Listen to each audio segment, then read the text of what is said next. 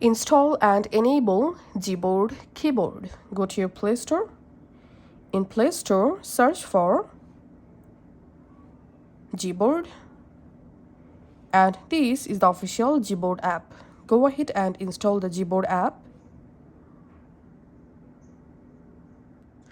Once it's installed, it's time to add. So tap on Open, enable in Settings.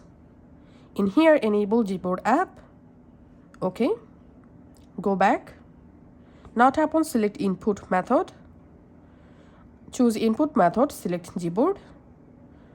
Done. And now on, whenever you open your keyboard, you will see the Gboard keyboard or Google keyboard. That's it.